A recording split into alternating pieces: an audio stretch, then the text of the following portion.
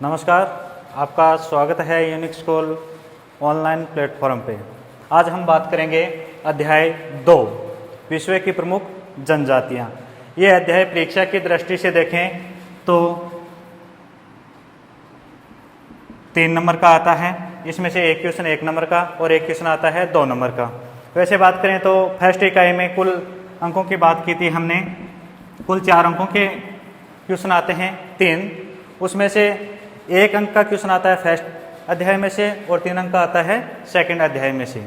आज हम बात करने जा रहे हैं विश्व की प्रमुख जनजातियों की। तो सबसे पहले हम बात करते हैं कि जनजाति क्या है।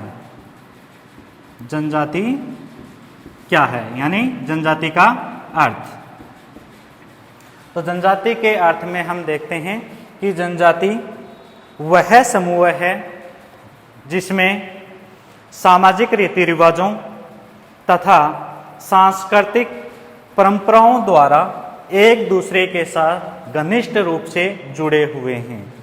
मैं दोबारा दोहराना चाहूँगा, जनजाति का अर्थ है जनजाति लोगों का वह समूह है जो सामाजिक रीति रिवाजों तथा सांस्कृतिक परंपराओं द्वारा एक दूसरे से घनिष्ठ रूप से जुड़े हुए हैं।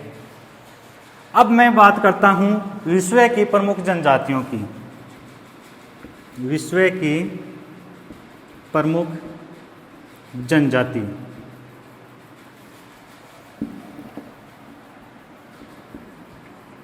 विश्व की प्रमुख जनजाति। विश्व के अलग अलग भागों में अलग अलग जनजातियां पाई जाती हैं। तो आज हम देखेंगे इस अध्याय में विश्व की प्रमुख जनजातियों में कौन से क्षेत्र में और कौन सी जनजाति पाई जाती है, यानी किस क्षेत्र में कौन सी जनजाति है। ठीक है, तो सबसे पहले मैं बात करता हूं ध्रुवीय एवं ठंडे प्रदेशों की। कौन से प्रदेशों की? ध्रुवीय एवं ठंडे प्रदेशों की। तो इसमें कौन सी जनजाति निवास करती है? ध्रुवीय एवं ठंडे प्रदेशों में कौन सी जनजाति है जो निवास करती है? तो पहली जनजाति आती है वो है एस्किमो। एस्किमो।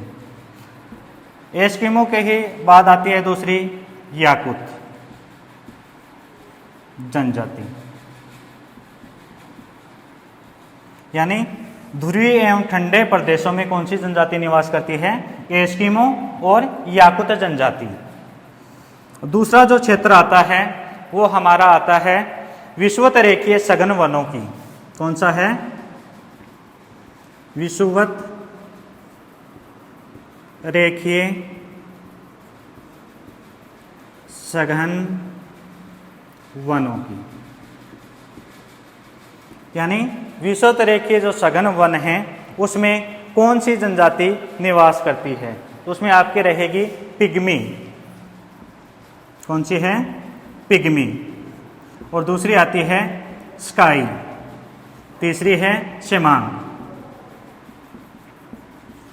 तो ध्यान रखना, इसमें कितनी जनजाति हैं? विषुवत रेखीय सघन वनों में पिग्मी, स्काई और शेमांग। उसके बाद हम बात करते हैं तीसरा उष्ण एवं शुष्क कालाहारी मरुस्थल।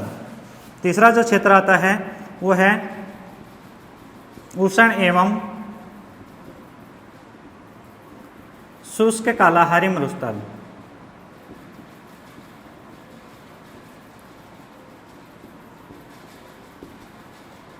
तो कालाहारी मरुस्थल नाम आते ही हमें लिखना है कौन सी जनजाति पाई जाती है वहां पे? बुशमैन। कौन सी जनजाति पाई जाती है? बुशमैन। तो दोबारा देखो, उष्ण एवं शुष्क कालाहारी मरुस्थल है, उसमें कौन सी जनजाति है? बुशमैन जनजाति पाई जाती है। अब बात करते हैं 4 नंबर की। तो 4 नंबर आता है हमारा उष्ण कटिबंधीय घास क्षेत्र। 4 नंबर कौन सा है? उष्ण कटिबंधीय घास क्षेत्र। चौथा क्षेत्र है हमारा कौन सा है? उष्ण कटिबंधीय घास क्षेत्र। इस क्षेत्र में कौन सी जनजाति निवास करती है? मसाई और बद्दू।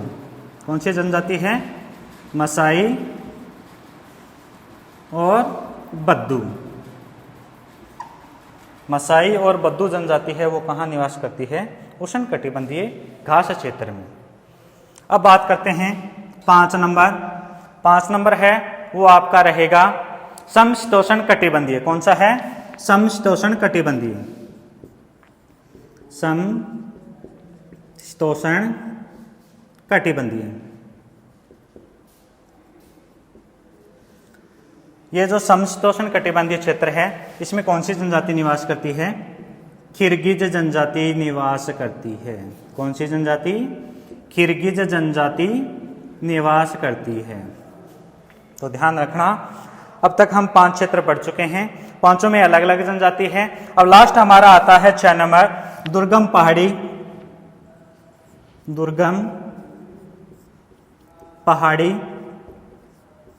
एवं पठारी क्षेत्र।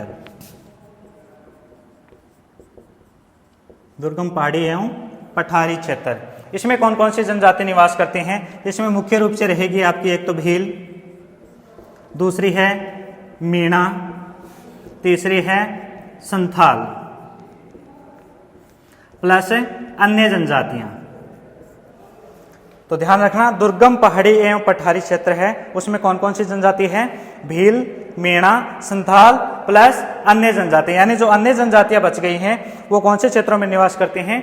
दुर्गम पहाड़ी एवं पठारी क्षेत्रों में। तो हम देख रहे हैं विश्व की प्रमुख जनजातियां। तो विश्व की प्रमुख जनजातियां हैं उनको हमने कितने भागों में बांटा है? 6 भागों में बांटा है।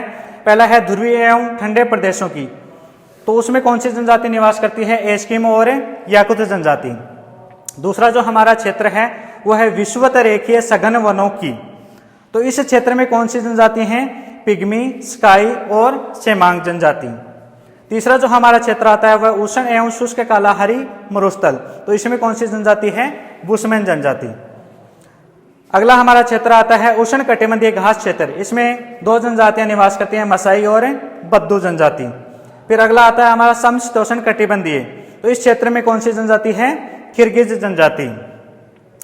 फिर 6 नंबर है दुर्गम पहाड़ी एवं पठारी क्षेत्र, तो इसमें आती है भील, मीणा, संथाल प्लस अन्य। अब देखो, जो विश्व की प्रमुख जनजातियां हैं उसमें हम इस अध्याय में 4 जनजातियों को पढ़ेंगे, 2 तो विश्व की और 2 भारत की। विश्व में बात करें तो एक तो हम पढ़ेंगे एस्किमो को। विश्व में बात करें तो कौन सी जनजाति को पढ़ेंगे? एस्किमो को। और दूसरी जो जनजाति है वो है बुशमैन। ये दोनों ही जनजाति किससे संबंधित हैं? विश्व से संबंधित। और 2 जनजातियां हैं वो किससे संबंधित हैं? भारत से। एक तो है भील और एक आती है, अन्य में लिखा था हमने कि अन्य जनजातियां, तो उसमें है गोंड जनजाति।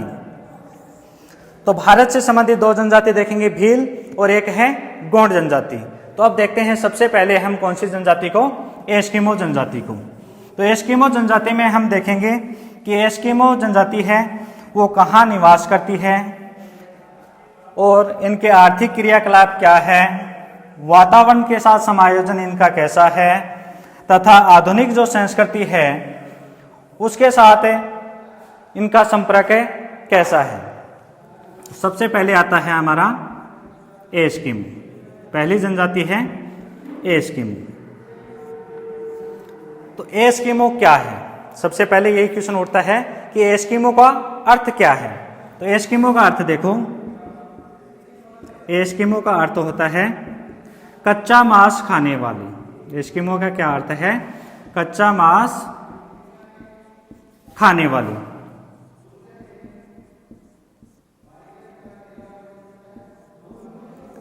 एस्किमो का सीधा सा अर्थ क्या है?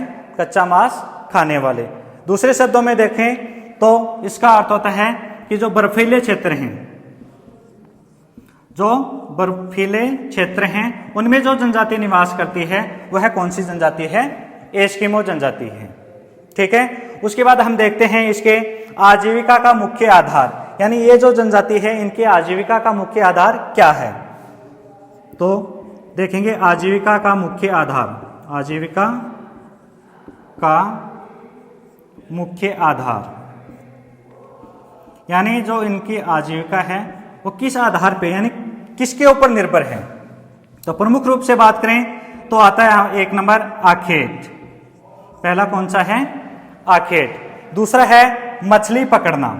2 नंबर कौन सा आता है? मछली पकड़ना। और तीसरा इनका जो मुख्य आधार है वो है संग्रहण, संग्रहण करना। तो देखो एस्किमो जनजाति का आजीविका का जो मुख्य आधार है वो है आखेट, मछली पकड़ना और संग्रहण करना। ठीक है। उसके बाद हम देखते हैं कि जो ये एस्किमो जनजाति है वो कौन सी प्रजाति से संबंधित है, यानी जो एस्किमो जनजाति है वो कौन सी प्रजाति से संबंधित है। तो प्रजाति कौन सी है जिससे ये जनजाति संबंधित है, तो उसमें आपको याद रखना है कौन सी प्रजाति है? मंगोल। एस्किमो जनजाति कौन सी प्रजाति से संबंधित है, तो आपको याद रखना है मंगोल प्रजाति से यह जनजाति है वो संबंधित है।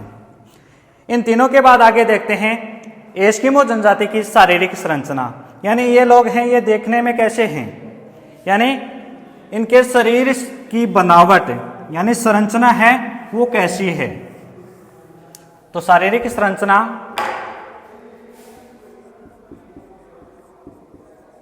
शारीरिक संरचना यानी इन लोगों का शरीर है यानी जो अंग हैं वो कैसे हैं, इनका कद कैसा है, रंग कैसा है, आंखें कैसी है। ठीक है। तो सबसे पहले हम बात करते हैं शारीरिक संरचना में इनके कद से संबंधित। तो इनका कद है वो कैसा होता है? मंजिला होता है। कद कैसा होता है? मंजिला, यानी न तो ये छोटे होते हैं और न ही ये बड़े होते हैं, यानी देखने में ये कैसे दिखाई देते हैं?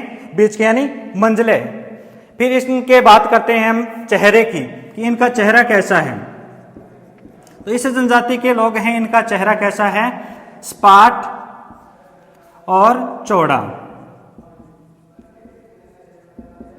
यानी इनका चेहरा कैसा है? सपाट और चौड़ा है। फिर बात करते हैं इनके आंखों की। तो इनकी आंखें कैसी हैं? इनकी आंखें हैं वो चपटी और तिरछी। इनकी आंखें कैसी हैं? चपटी और तिरछी। एस्किमो जनजाति के लोग हैं उनकी आंखें कैसी दिखाई देती हैं? चपटी और तिरछी दिखाई देती हैं। फिर बात करते हैं इनके त्वचा के रंग की, यानी त्वचा का रंग इनका कैसा है? इनके त्वचा का रंग कैसा है? पीलापन लिया हुआ भूरा, पीलापन लिया हुआ भूरा, यानी भूरा है लेकिन उसमें कैसा है? पीलापन लिया हुआ भूरा है। तो इनके शारीरिक संरचना से बात करें तो कद आ गया, चेहरा आ गया, आंखें आ गई, त्वचा आ गई। अब क्या बचा है? तो आगे इसमें देखते हैं तो इनके बाल की बात करते हैं। तो इनके जो बाल हैं वो कैसे हैं? इनके बाल हैं वो भद्दे, देखने में कैसे दिखाई देते हैं? भद्दे हैं लेकिन काले हैं, यानी भद्दे तो हैं लेकिन देखने में कैसे दिखाई देते हैं? काले दिखाई देते हैं। तो इनकी शारीरिक संरचना को एक बार पुनः देखते हैं कि इन लोगों का जो कद है वो कैसा होता है? मंजिला होता है। इनका चेहरा कैसा होता है? सपाट और चौड़ा होता है। फिर इनकी आंखों की बात करें तो इनकी आंखें कैसी होती हैं? चपटी और तिरछी होती हैं। फिर त्वचा के रंग की बात करें तो त्वचा का रंग कैसा है? पीलापन लिया हुआ थोड़ा भूरा है। फिर बात करते हैं इनके बालों की। तो इनके बाल हैं वो कैसे हैं? भद्दे और काले हैं। इनकी एक विशेषता और है, ये लोग हैं ये स्वभाव में सरल होते हैं। इनका स्वभाव है वो कैसा होता है? सरल और हंसमुख प्रकृति के होते हैं। इनका स्वभाव कैसा होता है? सरल, और देखने पे कैसे दिखाई देते हैं? हंसमुख प्रकृति के, यानी इनका चेहरा है वो हमेशा ही हंसता हुआ हमें क्या होता है? प्रतीत होता है। तो इसकी ये एक विशेषता है। तो अगर पूछ लिया जाए कि एस्किमो जनजाति की क्या विशेषता है मुख्य रूप से, तो उसमें आपको बताना है ये इनका स्वभाव है वो कैसा होता है? सरल होता है और हंसमुख प्रकृति के ये लोग होते हैं। आगे हम बात करते हैं इनके अन्य नाम की। यानी एस्किमो जनजाति है वो अन्य किन नामों से जानी जाती है? तो एस्किमो जनजाति है वो अन्य किन नामों से जानी जाती है? तो उसमें आपको याद रखना है अन्य नाम में आपको याद रखना है, एक तो याकुत, दूसरा है चकची और तीसरा नाम आता है तुंग। ये तीनों के तीनों नाम याकुत, चकची और तुंग, यानी ये तीन नाम हैं। तीनों नाम किससे संबंधित हैं? यानी किनके उपनाम हैं? एस्किमो जनजाति के उपनाम हैं। ठीक है, अब आगे हम बात करते हैं इनके निवास क्षेत्रों की, कि यानी ये लोग कहाँ निवास करते हैं। तो सबसे पहले आएगा, एक नंबर लगा के देखते हैं इनके निवास क्षेत्र।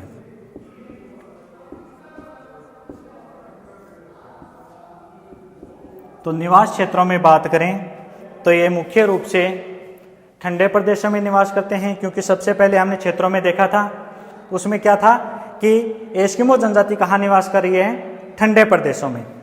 तो उसमें उन ठंडे प्रदेशों में ये निवास करते हैं, उनका विस्तार कहाँ से लेके कहाँ तक है? तो इनका विस्तार है वो अलास्का से लेकर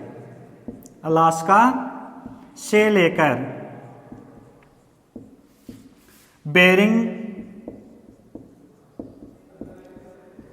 जल डमरू मध्य तक है। ध्यान देना, इनके जो निवास क्षेत्र हैं उनका विस्तार पूछा जाता है तो आपको बताना है कि इनका विस्तार है वो अलास्का से लेकर बेरिंग जल डमरू मध्य तक है। फिर बात करते हैं कि ये जो बेरिंग जल डमरू है ये कौन से क्षेत्र में आता है? तो ये आता है 60 डिग्री से लेकर, कितने डिग्री से लेके? 60 डिग्री से लेके 75 डिग्री उत्तरी अक्षांश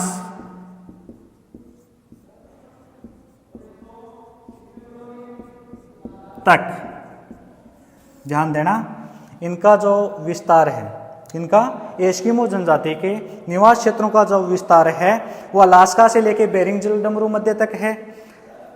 लेकिन ये जो क्षेत्र है ये कहाँ स्थित है? तो ये कहाँ है?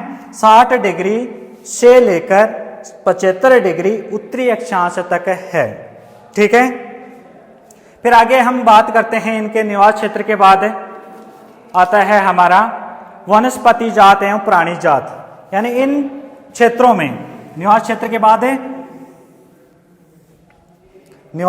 बाद यानी इनका विस्तार हो गया, उसके बाद आता है प्राणी जात और वनस्पति जात।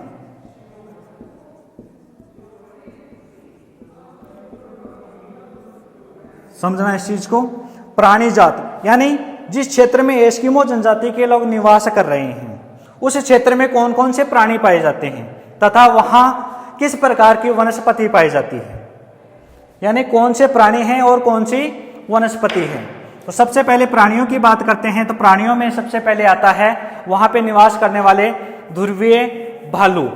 कौन से भालू? ध्रुवीय भालू।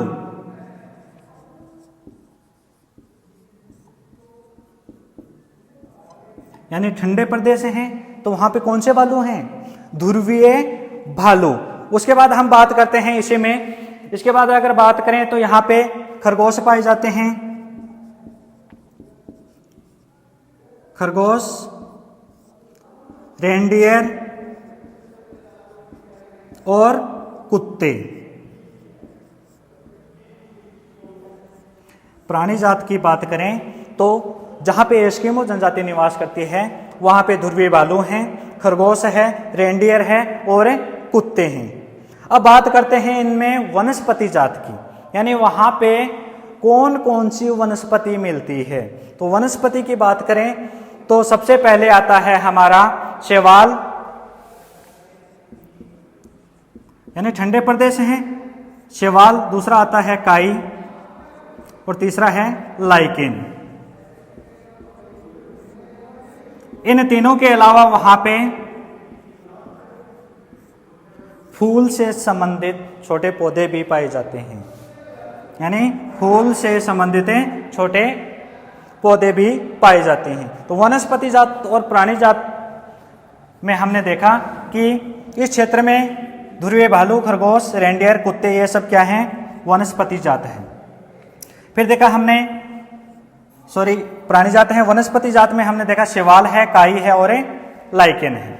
ठीक है, अब आगे हम देखते हैं 2 नंबर आर्थिक क्रियाकलाप। 2 नंबर कौन सा आता है? आर्थिक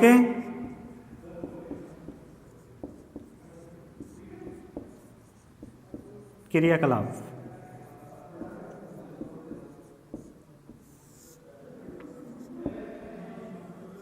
आर्थिक क्रियाकलाप में सबसे पहले हम बात करेंगे आखेट की। सबसे पहले किसकी बात करेंगे? आखेट की, क्योंकि हमने देखा था कि एस्किमो जो जनजाति है, इनके आजीविका का जो आधार है वो क्या है? आखेट है। सबसे पहले ये लिखा था क्या है? आखेट है। इसके अलावा हमने लिखा था मछली पकड़ना और संग्रहण करना। तो आखेट में अगर बात करें तो आखेट है वो कितनी विधियों द्वारा किया जाता है? तो ये लोग हैं, ये आखेट 2 विधियों द्वारा करते हैं। कितनी विधियों द्वारा? 2 विधियों द्वारा। आखेट कितनी विधियों द्वारा करते हैं? 2 विधियों द्वारा। सबसे पहली जो विधि आती है वो आती है इनमें शीतकालीन आखेट।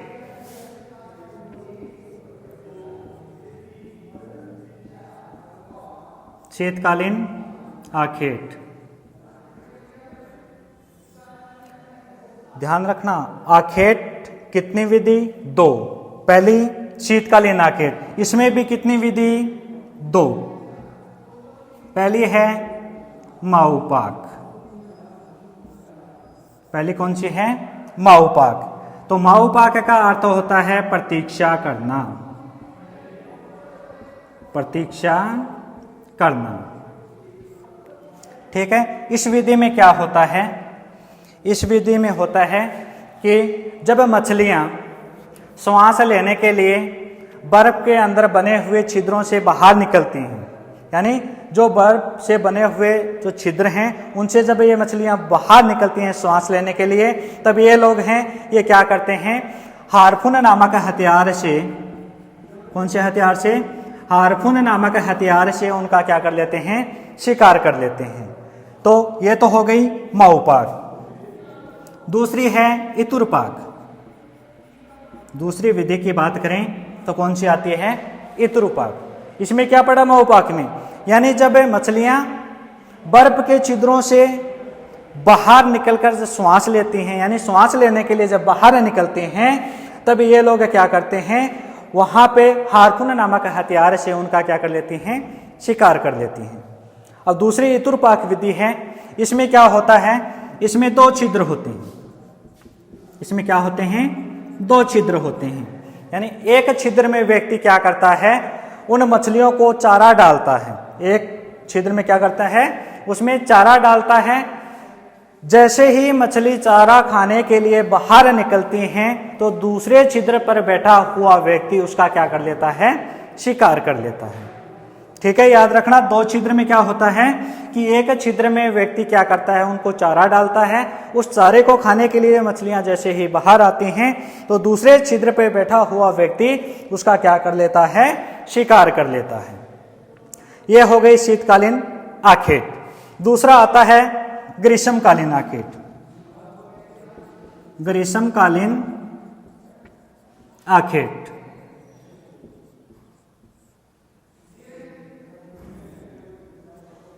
दूसरा कौन सा है? ग्रीष्मकालीन आखेट। इसमें क्या होता है? लगभग इसी के समान है। इसमें क्या होता है कि जब मछलियां हैं धूप सेकने के लिए, क्या सेकने के लिए? धूप सेकने के लिए बाहर निकलती हैं तो ये लोग उन मछलियों का क्या कर लेते हैं? शिकार कर लेते हैं। यानी इसमें तो क्या किया था? श्वास लेने के लिए। और इतुरपाक में क्या किया था? चारा खाने के लिए बाहर निकलती हैं। लेकिन ग्रीष्मकालीन आखेट है, उसमें क्या होता है? जैसे ही मछलियां बाहर निकलती हैं धूप सेकने के लिए तो वहां पे जो बैठा हुआ व्यक्ति है वो उस मछली का क्या कर लेता है? शिकार कर लेता है। अब आगे देखते हैं, इसी में आगे दे रखा है कि जो बसंतकालीन आखेट है, ग्रीष्मकाल में है बसंतकालीन आखेट, बसंतकालीन आखेट, तो यानी बसंत काल में किया जाने वाला जो आखेट है उसे क्या कहते हैं? उतोक कहते हैं। क्या कहते हैं? उतोक। अगर पूछ लिया जाए कि उतोक क्या है तो आपको बताना है कि बसंतकालीन जो आखेट किया जाता है वही क्या है? उतोक है। ठीक है, तो आर्थिक क्रियाकलाप में हम देख चुके हैं आखेट। अब इसी में देखो बार बार जिक्र हो रहा है मछली का, तो वो मछली प्रसिद्ध कौन सी है? शील मछली। तो शील मछली का महत्व देखते हैं कि शील मछली का क्या महत्व है। शील मछली का क्या महत्व है? तो इसमें सबसे पहले हम बात करेंगे, शील मछली है वो क्या काम आती है? खाने की। क्या काम आती है? खाने की। दूसरी इनके महत्व की बात करें तो कपड़ा बनाने के लिए, कपड़ा बनाने के लिए किसका उपयोग करते हैं? इनकी खाल का, कपड़ा बनाने के लिए खाल। तीसरा है ईंधन के रूप में, किसके रूप में? ईंधन के रूप में किनका उपयोग करते हैं? इनकी चर्बी का। ईंधन के रूप में किनको काम में लेते हैं? इनकी चर्बी को। फिर आता है आवास बनाने के लिए। क्या बनाने के लिए? आवास बनाने के लिए किनका उपयोग किया जाता है? इनकी खाल का उपयोग किया जाता है। तो आपको ये 4 पॉइंट याद रखने हैं शील मछली के महत्व में। सबसे पहले शील मछली क्या काम आती है? खाने के लिए। दूसरा कपड़ा बनाने के लिए। तीसरा ईंधन के रूप में। और चौथा है आवास बनाने के लिए। ठीक है, अब आगे देखेंगे इनके आर्थिक क्रियाकलाप में 2 नंबर। तो आर्थिक क्रियाकलाप में 2 नंबर आता है, वो आता है भोजन। आर्थिक क्रियाकलाप में 2 नंबर बात करें तो क्या आता है? भोजन। तो भोजन में हम पहले ही पढ़ चुके हैं कि इनका जो भोजन है वो क्या है। ये लोग ज्यादा क्या खाते हैं? इनके नाम के अर्थ से ही पता चलता है, कच्चा मांस। क्या खाते हैं? कच्चा मांस। तो इनके भोजन में बात करें तो इनके भोजन में सबसे पहले हम देखते हैं कि ये लोग क्या खाते हैं? कच्चा मांस। और किनका? मछलियों का। किनका? मछलियों का। तो भोजन में आपको केवल इतना ही याद रखना है कि इनका जो मुख्य भोजन है वो क्या है? कच्चा मांस। ठीक है, आगे देखते हैं तीसरा जो आता है वो आता है वस्त्र। 3 नंबर कौन सा है?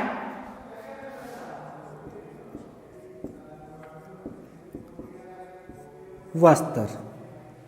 तो वस्त्रों में हम देखते हैं ये लोग हैं, ये खाल से बने हुए वस्त्र पहनते हैं। खाल से बने वस्त्र, ये लोग क्या पहनते हैं? खाल से बने हुए वस्त्र पहनते हैं। और उनका निर्माण यानी उनको बनाने का कार्य कौन करती हैं? महिलाएं करती हैं। महिलाएं करती हैं। अगर पूछ लिया जाए कि एस्किमो जनजाति में वस्त्रों का निर्माण किनके द्वारा किया जाता है, तब आपको बताना है महिलाओं द्वारा वस्त्र बनाने का कार्य है वो प्रमुख रूप से किया जाता है।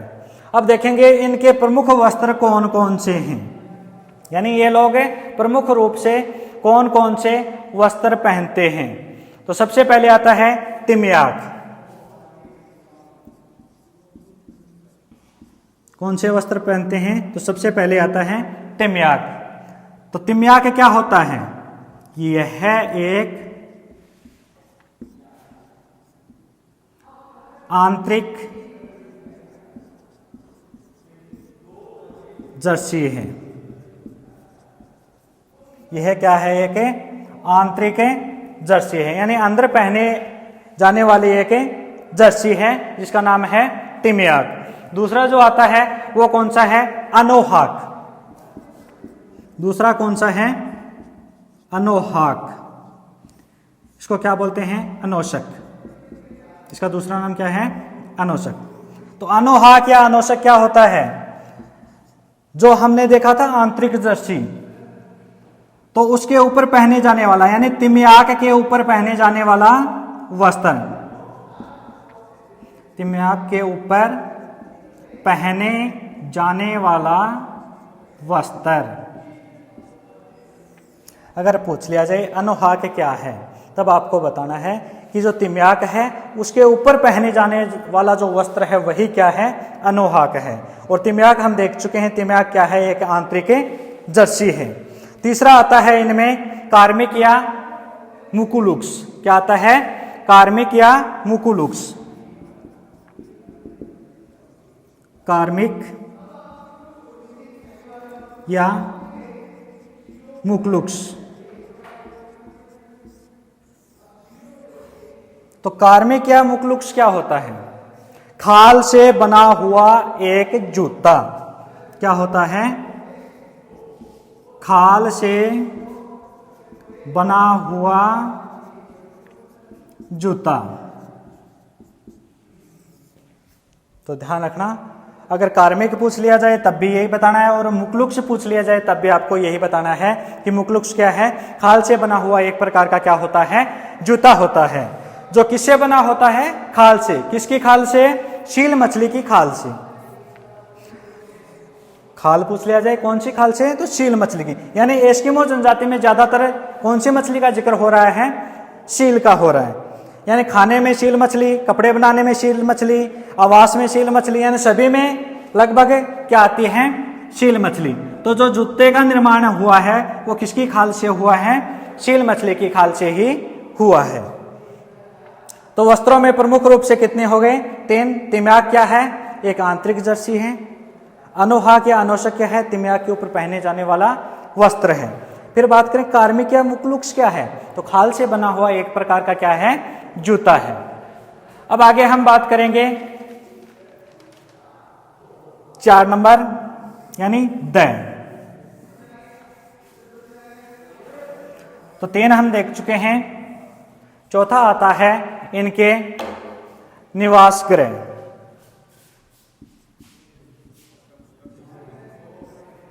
निवास गृह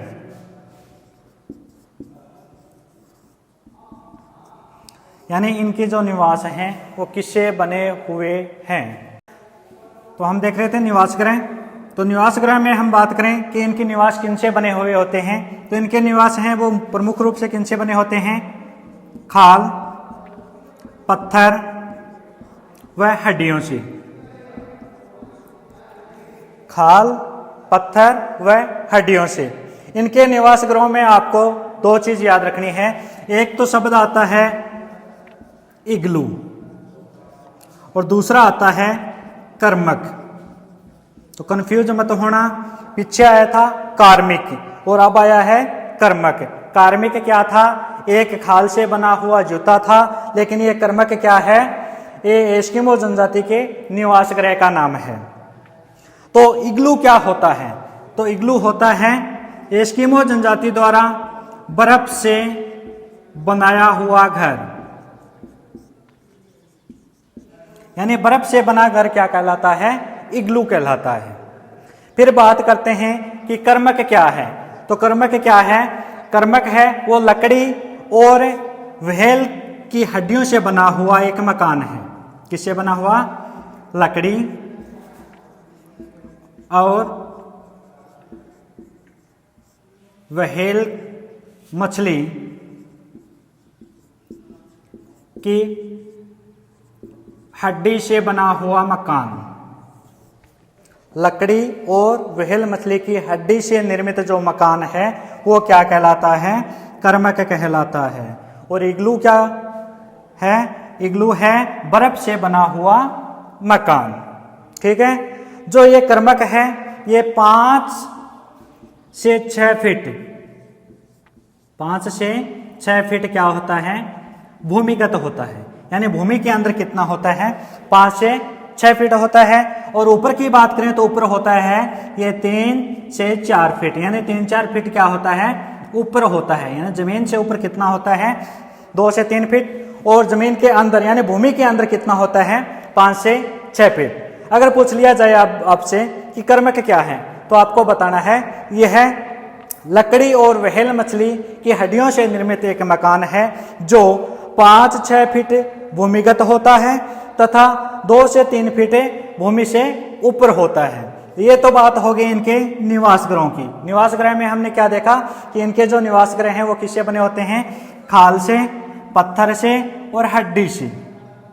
खाल, पत्थर और हड्डी से बने हुए होते हैं। इसके अलावा इसमें एक नाम और जुड़ा है, देखो बर्फ। ऊपर हमने नहीं लिखा खाल, पत्थर और हड्डी लिखा, नीचे हमने इग्लू में लिखा कि बर्फ से बना हुआ घर क्या कहलाता है? इग्लू। तो आपको एस्किमो जनजाति जैसे ही नाम आता है तब आपको यही सोचना है कि यह वह जनजाति है जो कहाँ निवास करती है? ध्रुवीय प्रदेशों में, यानी ठंडे प्रदेशों में निवास करती है। निवास गृह के बाद हम बात करते हैं इनके यंत्र व उपकरण की। निवास गृह के बाद आते हैं इनके यंत्र व उपकरण, यानी ये कौन कौन से यंत्र और उपकरणों को काम में लेते हैं? यंत्र व उपकरण। तो यंत्र एवं उपकरण में हम बात करें तो एक यंत्र हमारे सामने आ चुका है जो क्या था? हार्पून। पीछे हमने देखा था कि सील मछली का शिकार किससे कर रहे हैं? हार्पून से। हार्पून क्या है? एक प्रकार का भाला, यानी एक भाला है, एक प्रकार का भाला क्या है? हार्पून है। ठीक है। दूसरा आता है इसमें क्याक। क्या आता है? क्याक। तो क्याक क्या होता है? एक छोटी नाव, एक छोटी नाव। क्या है? एक छोटी नाव। अब तीसरा शब्द आता है वो है उमियाक। क्याक के बाद आता है उमियाक। क्याक क्या है? एक छोटी नाव, और उमियाक क्या है? एक बड़ी नाव। इन नावों का उपयोग किनमें लेते हैं? शिकार के दौरान। तो देखना, क्याक है एक छोटी नाव, यानी एक छोटी नाव को क्या बोलते हैं? क्याक। और एक बड़ी नाव को क्या बोलते हैं? उमियाक। और एक आ गया हार्पून। अब चौथा नाम आता है इनमें स्लेज का। स्लेज। तो स्लेज क्या है? बर्फ पर चलने वाली, बर्फ पर चलने वाली गाड़ी। स्लेज क्या है? बर्फ पर चलने वाली एक गाड़ी। ठीक है। तो यंत्र एवं उपकरण में हार्पून आ गया, एक प्रकार का भाला। क्याक आ गया, एक छोटी नाव। उमियाक है एक बड़ी नाव। और स्लेज क्या है? बर्फ पर चलने वाली गाड़ी। ये जितने भी हमने पॉइंट देखे थे ये किससे संबंधित थे? आर्थिक क्रियाकलाप से संबंधित थे। ठीक है। अब आगे हम बात करते हैं इनके समाज एवं संस्कृति की। तीसरा जो आता है इनमें वो है समाज एवं संस्कृति। तो 3 नंबर पॉइंट है वो है समाज एवं संस्कृति। इनका समाज कैसा है? संस्कृति से अर्थ इनका खान पान, रहन सहन किस प्रकार से है। तो समाज में अगर हम बात करें तो इनका समाज है वो है पितृवंशीय। कौन सा समाज है? पितृवंशीय, यानी पिता ही इनमें क्या होता है? प्रधान होता है। इनका समाज कैसा है? पितृवंशीय समाज है। ये लोग घुमक्कड़ जीवन जीते हैं। ये लोग क्या करते हैं? घुमक्कड़ जीवन जीते हैं। तीसरा अगर हम बात करें तो इनमें आता है तीसरा, इस समाज में जो जीवन यापन है, यानी इस समाज में इन लोगों का जो जीवन यापन है वो क्या है? आदिम ढंग का है। यानी प्राचीन काल में जो जीवन था वैसा इनका क्या है? आदिम ढंग से ये जीवन यापन करते हैं। इनके समाज में अगर हम बात करें तो बहुपत्नी प्रथा प्रचलित है। कौन सी? बहुपत्नी प्रथा प्रचलित है।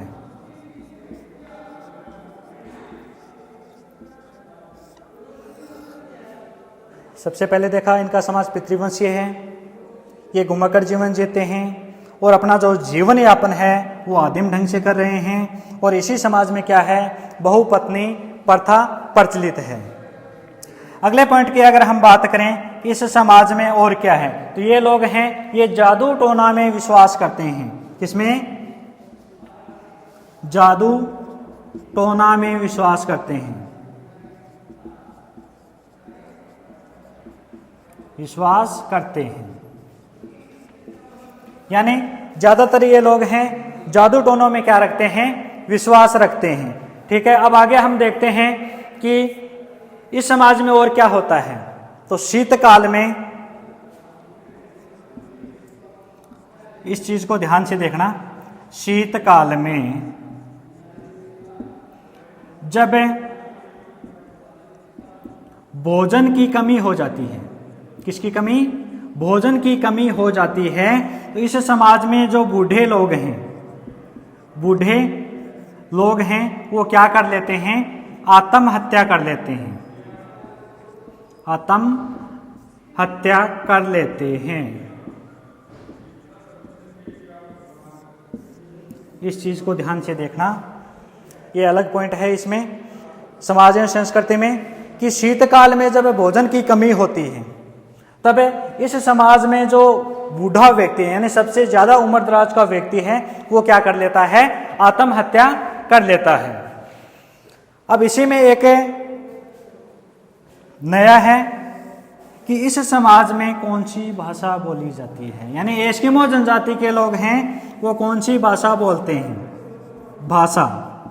एस्किमो जनजाति के लोग कौन सी भाषा बोलते हैं, तो वो बोलते हैं एल्यूट।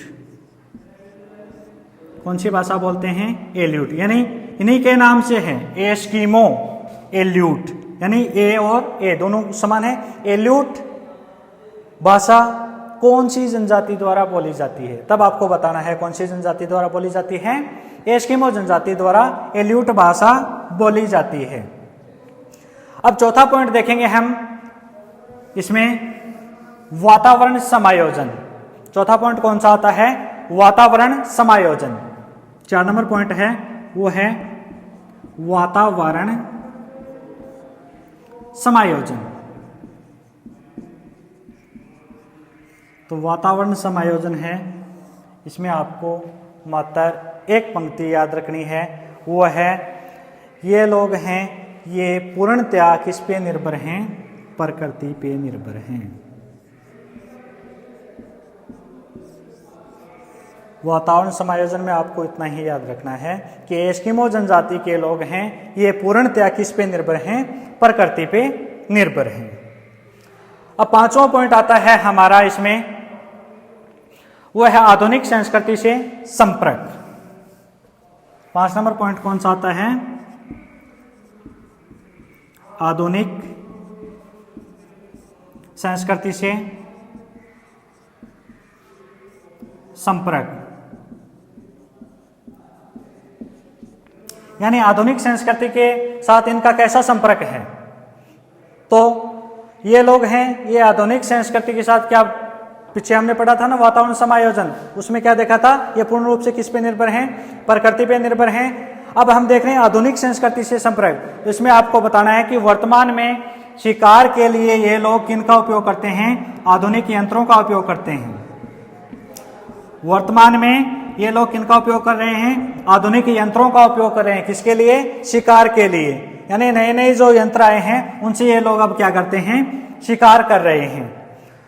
और वर्तमान में हम बात करें तो इनके जीवन में क्या आना शुरू हो गया है, परिवर्तन आना शुरू हो गया है। क्या आना शुरू हो गया है, परिवर्तन। यानी इनके जीवन में अब धीरे धीरे क्या आ रहा है, परिवर्तन आ रहा है, क्योंकि इनका संबंध किसके साथ है, अब आधुनिक संस्कृति के साथ इनका संपर्क है वो धीरे धीरे बढ़ रहा है, जिस कारण इनका जीवन है वो धीरे धीरे क्या हो रहा है, परिवर्तन हो रहा है। अगर इसी प्रकार से परिवर्तन होता रहा तो ऐसा लग रहा है कि इस शताब्दी में इस जनजाति का प्रवेश है वो मात्र क्या रह जाएगा, ऐतिहासिक रह जाएगा। यानी जिस प्रकार से इनमें परिवर्तन हो रहा है उस हिसाब से हम देखें तो इन लोगों का जो जीवन है वो एकमात्र क्या रह जाएगा, ऐतिहासिक रह जाएगा। तो ये हो गई हमारी एस्किमो जनजाति। अगली हम देखेंगे बुशमैन जनजाति अगली क्लास में। धन्यवाद।